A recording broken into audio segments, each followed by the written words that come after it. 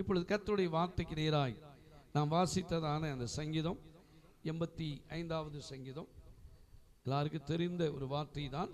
ஆனாலும் அதை வாக்குத்தத்தமாய் கர்த்தர் தந்திருக்கிறபடினால 85வது சங்கீதம் 12வது வசனம்.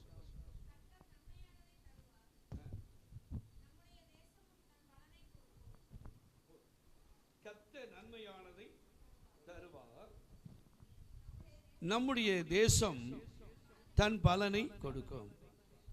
ஜெபத்தோடு நாம் எடுத்துக்கொள்வோம். இந்த வசனத்தை நாம் பலமுறை வாசித்திருக்கிறோம். கர்த்தர் நன்மையானதை என்ன செய்வார்? தருவார். பரலோக பிதாவே, இந்த வார்த்தையை கொண்டு பேசும். இதை இந்த மாதத்தில் நீர் எங்களுக்கு கொடுத்த வாக்குத்தத்தமாய், இந்த சபைக்கு கொடுத்த வாக்குத்தத்தமாய் நாங்கள் ஆண்டவரே எடுத்து ஆண்டவரே துதிக்கிறோம், தியானிக்க இருக்கிறோம். இதை ஆசீர்வதியும் ஆண்டவரே. தாளைத்து சபையில் இஸ்ரவேலே நீ சுகமாய் தனித்து இருப்பாய் என்று சொன்னது போல நீ தனித்து ஆண்டவர் சுகமாய் வைக்கிற தேவன் என்று சொல்லி ஸ்தோத்திரம். எப்படி இருந்தால் நம்மளை சுகமாய் வைப்பார் என்று தியானிக்க நீர் உதவி செய்ததற்காக ஸ்தோத்திரம். இந்த வார்த்தையை கொண்டு கர்த்தர் எங்களோடு பேசும். இந்த மாதம் முழுவதும் கர்த்தர் நன்மையானதை தருவார் என்று நாங்கள் ஜெபிக்க கர்த்தர் உதவி செய்யும். நன்மையான காரியத்தை கர்த்தர் செய்யும். இயேசுவின் நல்ல நாமத்தினால கேட்கிறோம் பிதாவே, ஆமென். அல்லேலூயா. இங்கே கர்த்தருக்கு ஸ்தோத்திரம். சொல்லப்பட்ட காரியம் கர்த்தர் நன்மையானதை தருவார் என்று எழுதப்பட்டு இருக்கிறது. இன்னொரு வசனம் கூட வாசிப்போம். சங்கீதத்தில் 119வது சங்கீதம் 68வது வசனத்தை பாருங்க. நம்முடைய ஆண்டவர் அவர் நன்மை செய்கிற தேவனாம். பாருங்க, தேவரீர் நீ நல்லவரும் நன்மை செய்கிறவரும் இருக்கிறீர். அப்போ நம்முடைய ஆண்டவர் எப்படிப்பட்டவர்? கர்த்தர் நன்மையானதை தருவார். தேவரீர் எப்படிப்பட்டவர்? நீ நல்லவரும் நன்மை செய்கிறவருமாய் இருக்கிறீர் என்று சொல்கிறது. நம்முடைய ஆண்டவர் ஒரு நாளும் நமக்கு தீமை செய்கிற தேவன் அல்லவே அல்ல. மனிதன் ஒருவருக்கு ஒருவர் தீமை செய்யலாம். ஆனால் நாம் சேவிக்கிற ஆண்டவர் ஒரு நாளும் ஒரு காலம் நமக்கு தீமை, நம்ம துதிச்சாலும் சரி துதிக்காம போனாலும் சரி சோத்திரம், நம்மை ஆண்டவருக்குள்ளே இருந்தாலும் சரி இல்லாமல் போனாலும் சரி ஒரு நாளும் நமக்கு தீமை செய்கிற ஆண்டவர் அல்லவே அல்ல. கர்த்தருக்கு ஸ்தோத்திரம். நன்மை செய்கிறவராகவே அவர் இந்த உலகத்தில் என்ன செய்தார்? சுற்றி தெரிந்தார் என்று எழுதப்பட்டிருக்கிறது. இன்னைக்கு கர்த்தருக்கு ஸ்தோத்திரம். இங்கே கர்த்தர் நன்மையான காரியத்தை தருவார். எதிலெல்லாம் நமக்கு நன்மை வரும்போது, ஏன்னா கர்த்தர் நன்மையானதை தருவார். எதிலே நன்மையானதை தருவார்? வாசிப்போம். முதலாவது காரியம் சங்கீதம் 34வது சங்கீதம் 10வது வசனத்தை வாசியும். நம்ம தெரிஞ்ச வசனம் தானே. சிங்க குட்டிகள் தாட்சி அடைந்து பட்டினியாய் கிடக்கும், கர்த்தரை தேடுவோருக்கோ ஒரு நன்மையும். அப்ப கர்த்தர் நன்மையானதை தருவார். முதலாவது சிங்க குட்டிகள் கூட தாழ்ச்சி அடைந்து என்ன செய்யுமா? பட்டினியாய் கிடக்குமா. ஆனால் அவரை தேடுவருக்கு, கர்த்தரை தேடுவருக்கு ஒரு நன்மையும் என்ன செய்யாது. அப்போ இந்த மாதத்தில் நாம் விசுவாசித்து ஜெபிக்க வேண்டும். கர்த்தர் நன்மையானதை தருவேன் என்று சொன்னது மட்டுமல்ல, கர்த்தர் நன்மையானதை யாருக்கு தருவார் என்று சொன்னால் கர்த்தரை தேடுவருக்கு ஒரு நன்மையும் குறைபடாது. அல்லேலூயா. கர்த்தருக்கு ஸ்தோத்திரம். நம்ம கர்த்தரை தேட தேட தேட தேட நம்முடைய குறைவுகள் எல்லாவற்றையும் என்ன செய்யும்? நிறைவாக்குவார். இன்னும் பாருங்க, ஸ்தோத்திரம். தானியேல் 9வது அதிகாரம் 3வது வசனத்தை வாசிப்போம். தானியேலின் புஸ்தகம் 9:3 பாருங்க.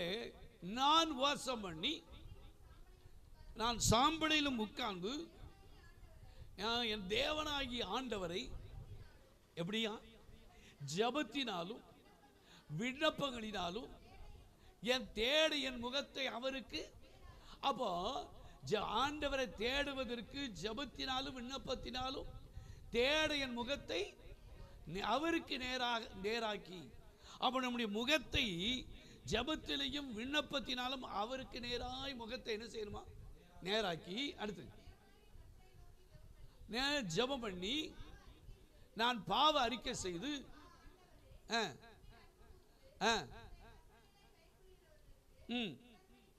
உடன்படிக்கையும் கிருபையும் காக்கிற மகத்துவம் உள்ள பயங்கரமான தேவனே. அப்போ யாருக்கு யாருக்கு ஜபம் பண்ணுகிற, விண்ணப்பம் பண்ணுகிற, விண்ணப்பம் பண்ணி கர்த்தரை பாவ அறிக்கை செய்கிற பிள்ளைகளுக்கு ஒரு நன்மையும் என்ன செய்யாது, குறைபடாது. அல்லேலூயா, கர்த்தருக்கு ஸ்தோத்திரம். சும்மா வசனத்தை மட்டும் சிங்கக்குட்டிகள் தாட்சி எடுத்து பட்டினா எடுக்கும், கர்த்தரை தேடுக்கும், ஒரு நன்மை குறைபடாதுன்னு சும்மா எழுதி ஒட்டுறது இல்லை. கர்த்தருக்கு ஸ்தோத்திரம். நம்ம தேடுக்கு ஒரு நன்மை குறைபடாமல் நடத்த வேண்டுமானால் ஸ்தோத்திரம், நம்முடைய ஜெபத்தினாலும் விண்ணப்பத்தினாலும் பாவ அறிக்கை செய்து நம்முடைய முகத்தை அவருக்கு நேராக்குமானால் நம்முடைய கர்த்தருக்கு ஸ்தோத்திரம் என்ன நடக்கும், நமக்கு ஒரு நன்மையும் என்ன செய்யாது, குறைபடாது. அல்லேலூயா. சரி, இரண்டாவது காரியம் கர்த்தருக்கு ஸ்தோத்திரம் வாசிப்போம். சங்கீதம், நம்ம ஆண்டவர் நன்மையானதை அவர் தரும்போது என்ன நடக்கும்? 23வது சங்கீதம் 6வது வசனம். என் ஜீவனுள்ள நாளெல்லாம் நன்மையும் கிருபையும் என்ன செய்யும். அப்ப இரண்டாவது காரியம் ஸ்தோத்திரம், நம்ம உயிரோடு இருக்க நாள் மட்டும் ஜீவனுள்ள, சங்கீதக்காரன் தாவீது அங்கே 23 சங்கீதத்தில் சொல்லுகிறார், என் ஜீவனுள்ள நாளெல்லாம் நன்மையும் கிருபையும் என்ன, கொஞ்ச நாளைக்கு மட்டும் இல்லை, நம்ம உயிரோடு இருக்க தண்டியும் ஆண்டவருடைய ஸ்தோத்திரம் நன்மையும் கிருபையும் நம்மளை என்ன செஞ்சுக்கிட்டு இருக்கோம், தொடரும். அல்லேலூயா. அப்போ ஸ்தோத்திரம், கர்த்தர் நன்மையானதை அவர் எப்படி தர முடியும் அப்படின்னு சொன்னா, கர்த்தருக்கு ஸ்தோத்திரம், நம்ம உயிரோடு இருக்க மட்டும், இன்னொரு இடத்துல சொல்றார், நான் உயிரோடு இருக்க மட்டும் கர்த்தரை துதிப்பேன் என்று சொல்லுகிறார். அல்லேலூயா. அப்ப நம்ம உயிரோடு இருக்க மட்டும் நன்மையும் கிருபையும் நம்முடைய வாழ்க்கையில கர்த்தருக்கு ஸ்தோத்திரம் ஒவ்வொரு நாளும் என்ன செஞ்சுக்கிட்டே இருக்கும், தொடர்ந்து கொண்டே இருக்கும். அல்லேலூயா, கர்த்தருக்கு ஸ்தோத்திரம். நம்ம வாசித்த அந்த ஏசாயா 58 வாசிங்க. 58ல் அந்த 13வது வசனத்தையும் 14வது வசனம் வாசிப்போம். எப்போ வாசிக்கிறது? 58 ஏசாயா 58 13. என் பரிசுத்த நாளாகிய ஓய்வு நாளிலே உனக்கு இஷ்டமானதை செய்யாதபடிக்கு உன் காலை விலக்கி உன் வழியின்படி நடவாமலும் உனக்கு இஷ்டமானதை செய்யாமலும் உன் சொந்த பேச்சை பேசாமல் இருந்து ஓய்வு நாளை மனமகிழ்ச்சி நாளென்றும் கர்த்தருடைய பரிசுத்த நாளை மகிமையுள்ள நாளென்று சொல்லி அதை மகிமையாக எண்ணுவாயானால் அப்பொழுது கர்த்தரிலே மனமகிழ்ச்சியாய். அப்ப ஆண்டவருடைய நன்மையும் கிருபையும் நம்மை தொடரும் போது என்ன நடக்கும்னா, கர்த்தருக்குள்ளே நம் மனமகிழ்ச்சியா என்ன செய்ய முடியும். அப்படின்னா என்ன அர்த்தம்? நன்மையும் கிருபையும் நம்ம என்ன செஞ்சுக்கிட்டே இருக்கோம், தொடர்ந்துக்கிட்டே இருக்கும். சிலரை பாருங்க, என்ன செஞ்சாலும் சரிதான், ஸ்தோத்திரம், தீமை என்ன செஞ்சுக்கிட்டே இருக்கும், தொடர்ந்துக்கிட்டே இருக்கும். பிரச்சனை தொடர்ந்துக்கிட்டே இருக்கும், கண்ணீர் தொடர்ந்துக்கிட்டே இருக்கும், வேதனை தொடர்ந்துக்கிட்டே இருக்கும், போராட்டம் தொடர்ந்துக்கிட்டே இருக்கும். ஒரு ஆள் சொன்னார், ஸ்தோத்திரம், என் ஆயுசு ஸ்தோத்திரம், கோர்ட்டுக்கு செலவு பண்ணி வீட்டை விற்றுட்டேன், தோட்டத்தெல்லாம் விற்றாச்சு, ஸ்தோத்திரம், இந்த கேஸ் முடிய கட்டியில் நான் செத்து விரும்பிக்க, அந்த அளவுக்கு கோர்ட்டு நாட்டுக்கு என்ன செய்யுது, அலை, அது முடியவே மாட்டேங்க, பல ஆண்டுகள் நடக்கு. ஸ்தோத்திரம், எல்லாத்தையும் விற்று வாடகை வீட்டில் இருக்கிறேன், எல்லாம் போச்சு. ஆனால் ஸ்தோத்திரம், எல்லாம் போய் கடைசியாக பார்த்தா உயிரில் போய் தான் நிற்குமோ அப்படிங்கிறது. அப்போ ஆனால் தேவ பிள்ளைகளுக்கு அப்படி அல்ல, நன்மையும் கிருபையும் நம்ம என்ன செய்வோம், தொடர்ந்துக்கிட்டே இருக்கும். அல்லேலூயா. எப்பவும் போட்டிருக்கு, ஜீவனுள்ள நாள். அப்போ தாவீது சொல்றாரு, ஜீவனுள்ள நாளெல்லாம் நன்மையும் கிருபையும் என்னை தொடரும் என்று சொல்கிறார். அல்லேலூயா, கர்த்தருக்கு ஸ்தோத்திரம் உண்டாவதாக. மூன்றாவது காரியம் வாசிப்போம். இன்னொரு 3 காரியத்தை வேகமாக சொல்லுகிறேன். ஸ்தோத்திரம், நன்மை கிருபையும் நம்மை தொடரும். சங்கீதம் 103வது சங்கீதம் 5வது வசனம். 103:5. அடுத்து மூன்றாவது காரியம், கர்த்தர் நன்மையானதை தருகிற ஆண்டவர். இங்கே பார்க்க, நன்மையினாலே உன் வாயை திருப்தியாக்கி கழுகுக்கு சமமாய் உன் வயது திரும்ப வாழ வயது போல் ஆகிறது. அல்லேலூயா. அப்போ நன்மையினாலே நம்முடைய வாயை ஆண்டவர் என்ன செய்கிறார்? ஏன்னா நமக்கு வார்த்தையை கொடுக்கிற ஆண்டவர் பொய் சொல்லுகிற தேவன் அல்ல. கர்த்தர் நன்மையானதை தருவார். எதில? எங்க நன்மையினாலே நம்முடைய வாயை என்ன செய்வார்? என்ன சொல்லுவார்? சொல்லுங்களேன். எப்படி திருப்தியாக்குவார்? நன்மையினால எப்படி? சிலர் பார்த்துக்கிறேன், எப்போ பார்த்தாலும் எனக்கு வியாதி, எப்போ பார்த்தாலும் கஷ்டம், எப்போ பார்த்தாலும் கடன், எப்போ பார்த்தாலும் பிரச்சனை, எப்போ பார்த்தாலும் துன்பம், இப்படியே சொல்லிக்கிட்டே இருப்பாங்க. ஆனால் இங்கே நம்முடைய வாயை என்ன செய்வார்? நன்மையினாலே. அப்படின்னா என்ன? கர்த்தர் எனக்கு சுகம் தந்திருக்கிறார், எனக்கு பலம் தந்திருக்கிறார், என் தேவையை சந்திக்கிறார், என் குறைகளை நிறைவாக்குகிறார். இதனால தான் வாயினால.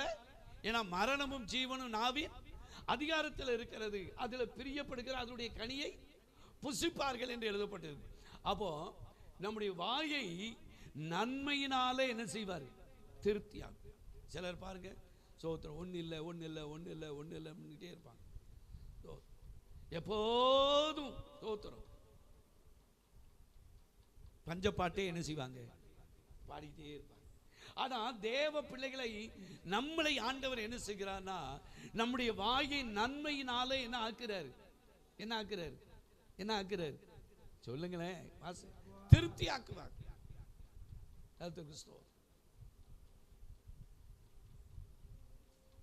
சிலர் பார்த்தீங்கன்னா வசதி வாய்ப்பு எல்லாம் இருந்தாலும் சோத்திரம் ஒன்றும் இல்லாத மாதிரி, ஒன்றுமே இல்லை, நான் கஷ்டப்படுறேன், நான் அப்படி இருக்கேன், நான் இப்படி இருக்கேன் அப்படின்னு சொல்லிட்டே இருப்பாங்க. ஆனால் நம்மை கர்த்தருக்கு ஸ்தோத்திரம், நம்ம சொல்லும் நன்மையினாலே என் வாயை என்ன செய்கிறார்? சொல்லுங்களேன். திருப்தி ஆக்குகிறார். என்னாமத்தில் ஒரு வசனம் உண்டு. என்னாகமும் 11வது அதிகாரம் 2வது வசனத்தை வாசிப்போம். அப்பொழுது ஜனங்கள் மோசேயை நோக்கி கூப்பிட்டார்கள். மோசே பாருங்க, ஜனங்கள் மோசேயை நோக்கி கூப்பிட்டார்கள். மோசே கர்த்தரை நோக்கி விண்ணப்பம் பண்ணினான். உடனே அக்கினி என்ன ஆகி போச்சு? அவிழ்ந்து போயிடுச்சு. அல்லேலூயா. கர்த்தருக்கு ஸ்தோத்திரம். ஜனங்கள் மோசேயை நோக்கி என்ன செய்தாங்களா? ஏன் இவங்க கர்த்தரை நோக்கி கூப்பிட்டுருக்கலாமே, மோசேயை நோக்கி கூப்பிட்டாங்க. ஆனால் இந்த மோசே யாரை நோக்கி கூப்பிட்டான்? ஆண்டவரை நோக்கி கூப்பிட்டான். அல்லேலூயா. நம்முடைய வாழ்க்கையில கர்த்தருக்கு ஸ்தோத்திரம் மனுஷனை நோக்கி அல்ல, நம்முடைய ஸ்தோத்திரம் எண்ணங்கள் எல்லாம் யாரை நோக்கி இருக்கிறது? ஆண்டவரை நோக்கி இருக்கிறது. அல்லேலூயா. ஜனங்கள் மோசே, அங்கே ஜனங்கள் மோசையை நோக்கி எங்களுக்கு அது இல்லை இது இல்லை ஸ்தோத்திரம், எங்களுக்கு ஆகாரம் இல்லை ஸ்தோத்திரம், இங்கே கொண்டு வந்து வனாந்தரத்தில் எங்களை சாகவா கொண்டு வந்தீர் என்று முறுமுறுத்த மட்டுமல்ல புலம்ப ஆரம்பித்தார். ஆனால் மோசையோ ஆண்டவரை நோக்கி என்ன செய்தான்? விண்ணப்பம் செய்தான். அல்லேலூயா. கர்த்தருக்கு ஸ்தோத்திரம். ஆண்டவரை நோக்கி விண்ணப்பம் செய்து மட்டும் இல்லை, அந்த இஸ்ரவேல் ஜனங்களுக்கு காடையை கொடுத்தாரு, மன்னாவை கொடுத்தாரு. அந்த மன்னாவை குறித்து சொல்லுவார், தேனிட்ட பலகாரமா. கர்த்தருக்கு ஸ்தோத்திரம். எனக்கு தேனிட்ட பலகாரம்னு ஞாபகம் வருது. ஸ்தோத்திரம். போன வாரம் எனக்கு சொன்னேன், எனக்கு தெரியல, ஊழியக்காரங்களுக்கு நாங்கள் ஐக்கியத்திலேருந்து ஜவுளி எடுக்க போயிருந்தோம். ஸோ அங்கே ஒரு டீ சொன்னேன்ல, சொல்லி எங்கே சொல்ல அங்கே சொன்னேன். ஒரு அந்த வள்ளியூரில் அசோகா, இது வந்து ரட்சிக்கப்பட்டவர், அந்த கடை வச்சிருக்காரு. ஸ்தோத்திரம். 4 பேரும் பாஸ்டர் அந்த எடுக்க வந்திருக்காங்கன்னு சொல்லி அந்த ஓனர்கிட்ட சொல்லி எல்லாருக்கும் டீ, சாதாரண டீ என்ன செய்வாங்க? கொடுப்பாங்க. கர்த்தருக்கு ஸ்தோத்திரம். இல்லை பிளாக் டீ கொடுப்பாங்க. ஆனால் எங்களுக்கு ஒரு டீ நல்ல பெரிய கப்பில் வந்துச்சு. நான் பிறந்ததுலேருந்து குடித்ததில்லை. என்ன செய்ய, டீயில் பூரா தேனை ஊற்றி கலக்கியிருக்காங்க. என்ன செய்யுது? இன்னொரு டம்ளர் கொண்டு வர மாட்டாங்களா? நம்ம இருந்துச்சு பூரா ஸ்தோத்திரம். ஏன்னா அப்படி நாவோடு என்ன செய்யுது? ஒட்டுற மாதிரி. கர்த்தருக்கு ஸ்தோத்திரம். டீ தான். கர்த்தருக்கு ஸ்தோத்திரம். நான் சொன்னேன், என்ன பிரதர், என்ன நான் முதல்ல என்ன செய்யனா கடன் டீ அது கண்ணாடி டம்ளர் கொண்டு வந்தேன்னா ஸ்தோத்திரம் பார்த்தேன். ஆனால் கஞ்சாமடி ஊழியக்காரனுக்கு ஒரு பால் டீ கூட எடுக்கல. ஏன்னா ஜவுளி எடுத்திருக்கோம், 25,000 பக்கம் எடுத்திருக்கோம். கர்த்தருக்கு ஸ்தோத்திரம். எடுத்திருக்கோம். கடன் டீயை கொண்டுட்டு வரானேன்னு நினைச்சேன். ஆனால் குடிச்சு பார்த்த பிறகுதான் தெரியுது அது தேன் ஊற்றி கொண்டு வந்த டீன்னு. அல்லேலூயா. ஏன் அதை சொல்லுகிறேன்னா, ஸ்தோத்திரம், நமக்கே கர்த்தருக்கு ஸ்தோத்திரம். ஒரு மனுஷன் ஸ்தோத்திரம் ஒரு ஜவுளி எடுத்ததுக்காக ஸ்தோத்திரம் தேனில் ஊத்துற டீயை கொண்டு வந்திருப்பானா, நம்முடைய வானத்தை ஆண்டவர் கர்த்தருக்கு அந்த இஸ்ரவேல் ஜனங்கள் தேனிட்ட பலகாரத்தை என்ன செய்தார், அது கொத்தமணி அளவு இருந்ததுன்னு போட்டு கர்த்தருக்கு ஸ்தோத்திரம். அப்போ இங்கே ஆண்டவர் நம்முடைய வாயை என்ன செய்கிறார், நன்மையினாலே திருப்தியாக்குகிறார். சரி, நாலாவது காரியம் என்ன என்று சொல்லி இந்த ரெண்டு காரியத்தை வேகமாய் பார்ப்போம். மத்தேயு சுவிசேஷம் 7வது அதிகாரம் 7வது வசனம். மத்தேயு 7:7-8. கேளுங்கள், அப்போ கேளுங்கள், அப்பொழுது உங்களுக்கு எதை கேட்கணும், நன்மையானதை கேட்கணும். இல்லையா, நம்ம எதை கேட்கிறோமோ கேட்கிறவன் எவனும் என்ன செய்வான், பெற்றுக்கொள்வான். இங்க கேளுங்கள் அப்பொழுது உங்களுக்கு கொடுக்கப்படும், தேடுங்கள் அப்பொழுது கண்டடைவீர்கள், தட்டுங்கள் அப்பொழுது உங்களுக்கு திறக்கப்படும். 8வது, ஏனென்றால் கேட்கிறவன் எவனும் என்ன செய்கிறான், பெற்றுக்கொள்கிறான். தேடுகிறவன் என்ன செய்வான், கண்டடைகிறவன். தட்டுகிறவனுக்கு என்ன செய்யப்படும், திறக்கப்படும். அப்போ நன்மையானதை நம்ம என்ன, கத்த நன்மையானதை தரணும்னா நன்மையானதை நம்ம என்ன செய்யணும், கேட்கணும். இல்லையா, பிள்ளைகளானாலும் ஸ்தோத்திரம், கணவனானாலும் மனைவியானாலும் ஸ்தோத்திரம், எந்த காரியத்துக்கானாலும் நம்ம ஆண்டவரிடத்தில் என்ன செய்யணும், நன்மையானதை ஆண்டவர் செய்வதற்கு கர்த்தருக்கு ஸ்தோத்திரம். நன்மையானது பிதாவின் ஜோதி இடத்திலிருந்து என்ன செய்கிறதா, இறங்கி வரும் என்று எழுதப்பட்டு இருக்கிறது. அதுல எந்த மாறுதலும் இல்லை. அப்போ நம்ம என்ன கேட்கிறவன் எவனை என்ன செய்கிறான், பெற்றுக்கொள்கிறான். அப்போ தேவ பிள்ளைகளா இருக்கிற நம்ம நன்மையானதை நாம் பெற்றுக்கொள்வதற்கு என்ன செய்யணும்னு சொன்னா, கர்த்தருக்கு ஸ்தோத்திரம், ஆண்டவரிடத்தில் என்ன செய்யணும், கேட்கணும். இல்லையா, அது எல்லாம் ஆண்டவருக்கு தெரியாதா, நான் சொல்லியா அவர் தெரிய போகுது. ஸ்தோத்திரம், என்னென்ன கர்த்தருக்கு ஸ்தோத்திரம் நம்ம கேட்கிறோமோ அதை எல்லாவற்றையும் தாளத்து சர்ச்சில் அடிக்கடி சாட்சி சொல்றாங்க. பெண்கள் கூட்டத்தில் சகோதரிமாராய் நிறைய காரியத்துக்கு ஜெபம் பண்ணியிருக்காங்க, எழுதி வச்சு ஜெபம் பண்ணியிருக்காங்க. அந்த ஜெபம் பண்ண அத்தனை காரியத்தையும் கர்த்தர் என்ன செய்திருக்காருன்னா நிறைவேற்றி இருக்கிறார். அல்லேலூயா, கர்த்தருக்கு ஸ்தோத்திரம்.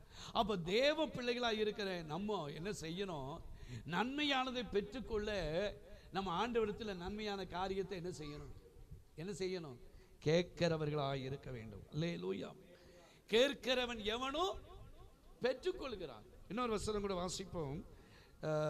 ஸ்தோத்திரம், மத்தேயு 6வது அதிகாரம் 38வது வசனத்தை வாசிங்க. அதுக்கு முந்தின அதிகாரம் 34 தான் இருக்கும். சரி, யோவான் 14 வாசிங்க.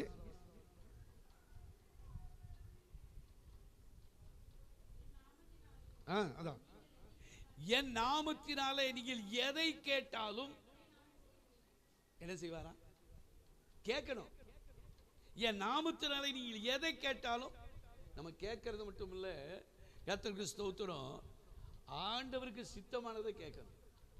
ஆண்டவருக்கு பிரியமானதை எட்டாத பழத்துக்கு கொட்டாவி விட்ட மாதிரி ஸ்தோத்திரம், அதை ஸ்தோத்திரம் சொல்லுவாங்களே, முடவன் கொம்பு தேனுக்கு ஆசைப்பட்டான்னு பழமொழி சொல்லுவாங்க. அதே மாதிரி அல்ல, கர்த்தருக்கு ஸ்தோத்திரம், நம்ம என்ன கேட்கிறோமோ அதை நிச்சயமாய் ஆண்டவர் நமக்கு என்ன செய்வார், சொல்லுங்களேன், வாய்க்க பண்ணுவார். அல்லேலூயா, கர்த்தர் நன்மையானதை தருவார். எப்ப நன்மையானதை தருவார்னு சொன்னா, ஆண்டவரிடத்துல நமக்கு நன்மையானதை என்ன செய்யணும், கேட்கணும். ஸ்தோத்திரம். ஆகையால அப்படி கேட்கும்போது நிச்சயமாகவே கர்த்தர் நமக்கு தருவார். அல்லேலூயா. சரி, கர்த்தர் நன்மையானது தரணும். ஒரே ஒரு காரியத்தை சொல்லி நான் முடிக்கிறேன். நன்மையான ரோமர், நன்மையானதை கேட்டால் நன்மையானதே நடக்குமா? வாசிங்க பார்ப்போம். ரோமர் 8:28. அன்றியும் அவருடைய தீர்மானத்தின்படி அழைக்கப்பட்டவர்களாய் தேவனிடத்தில் அன்பு கூறுகிறவர்களுக்கு ஒன்று தீமைக்கு அல்ல, தேவனிடத்தில் அன்பு கூறுகிறவர்களுக்கு சகலமும் நன்மைக்கு ஏதுவா என்ன செய்யும். அப்போ நன்மையானது நம்முடைய வாழ்க்கையில என்ன செய்யும், நடக்கும். எப்ப நடக்கும்? அன்றி அவருடைய தீர்மானத்தின்படி அழைக்கப்பட்ட தேவனிடத்தில் அன்பு கூறுகளுக்கு, உலகத்தானுக்கு அல்ல, தேவனிடத்தில் அன்பு கூறுகளுக்கு சகலமும் நன்மைக்கு ஏதுவாகவே என்ன செய்யும்? நடக்கும். அல்லேலூயா. கர்த்தருக்கு ஸ்தோத்திரம். கர்த்தர் நன்மையானதை தருவார். யாருக்கு நன்மையானதை தருவார்? அவரிடத்தில் அன்பு கூறுகிறவருக்கு சகலமும் நன்மைக்கு ஏதுவாய் கர்த்தர் தருவார். அல்லேலூயா. கர்த்தருக்கு ஸ்தோத்திரம் உண்டாவதாக. அப்போ நமக்கு ஒரு நாள் நம்முடைய ஆண்டவர் தீமை செய்கிறவர் அல்ல, நம்மை கர்த்தர் மாற்றுகிற தேவன் அல்ல. நம்ம அவரிடத்தில் நம்ம அன்பு கூறுவோமானால் கண்டிப்பா சகலமும் எல்லாவற்றையும் அவர் நன்மைக்கு ஏதுவாகவே அவர் என்ன செய்ய முடியும். ஒரே ஒரு காரியத்தை சொல்லி நான் முடிக்கிறேன். அது நன்மைக்கு ஏதுவாய் நடக்குமான்னு பாருங்க. ஆதியாகமம் 45:5 வாசிக்க பார்ப்போம். 45:5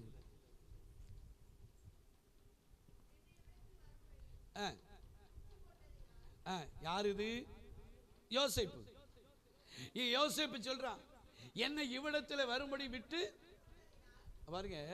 அவனு சகோதரன் நமக்கு தெரியும், சகோதரனை பார்க்க போனா கடைசி எங்க தூக்கி குழியில போட்டு வித்துட்டாங்க.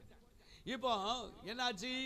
இப்போ சொல்றாரு, என்னை இவ்விடத்துக்கு வரும்படி நீங்க விட்டு போட்டதுனால நீங்க என்ன செய்ய வேண்டாம், சஞ்சலப்பட வேண்டாம். அது விசனமாயும், ஐயோ கூட பிறந்தவனை இப்படி எல்லாம் பண்ணிட்டோமே அப்படின்னு விசனமாவும் வேண்டாம். ஜீவரட்சணை செய்யும்படிக்கு தேவன் என்னை உங்களுக்கு முன்பாக அனுப்பினார்.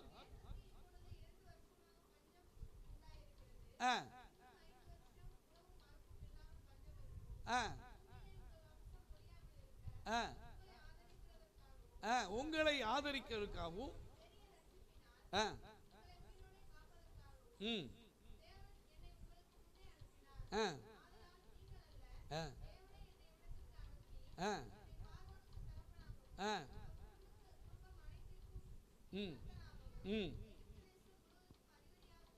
ஆமென். அல்லேலூயா.